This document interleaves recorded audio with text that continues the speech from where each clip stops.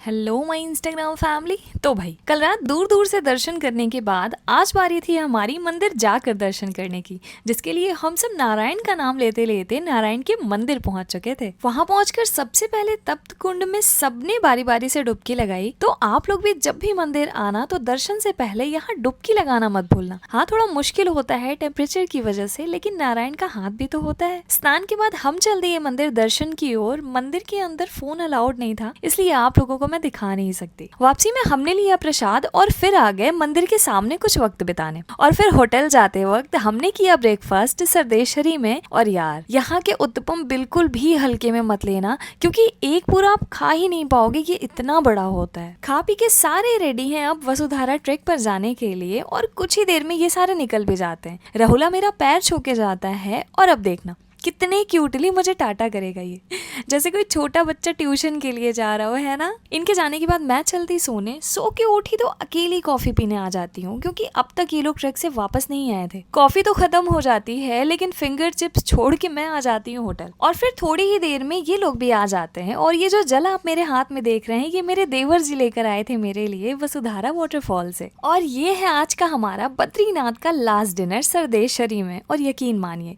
बीते 2 दिनों में हमने बहुत कुछ यहाँ का ट्राई किया कि शायद किसी चीज में कोई कमी निकल जाए, लेकिन यार यहाँ की बात सच में अलग है। मैं मान गई इस बात को। डिनर के बाद हम आकर अपना सामान पैक करते हैं और सुबह के 4 बजे नारायण का नाम लेकर निकल लेते हैं इन पहाड़ों से दूर और अपने प्रयागराज के थोड़े करीब। रास्ते में ये प्यारा सा बच्चा मुझे खुद की आजादी के लिए संघर्ष करता हुआ दिखता है, जैसे ये मालिक से अपने बोलना चाह रहा हो कि मालिक, मैं खुद टहल सकता हूँ, कृपया मेरी लगाम अब आप मुझे मेरे हाथों में दे दो मालिक। पहाड़ों पर ऐसे लोगों की वजह से ही हम लोग घंटों झेल जाते हैं, क्योंकि इतने दिन पहाड़ों पर रह के ये तो समझ आ गया कि भाई यहाँ आप ऐसे वाहियात तरीके से अपना लेन चेंज नहीं कर सकते। और इन अंकल को अजीब ही जल्दी थी। जहां हम सारे लाइन में लगे हुए थे, ये लाइन तोड़कर आगे चले गए, और एट लास्ट इनकी वजह से और ज्यादा ट्रैफिक लग गया था। जैसे आप नॉर्मल रोड्स पे ड्राइव करते हो, वैसे आप पहाड़ों पे ड्राइव नहीं कर सकते। और मुझे झल तब आई जब मैंने देखा कि ये गाड़ी खुद उत्तराखंड की है यार। चलिए, अब फंसे रहते हैं इस जाम में और इस व्लॉग को करते हैं यही एंड। मिलते हैं नेक्स्ट व्लॉग में, तब तक के लिए बाय।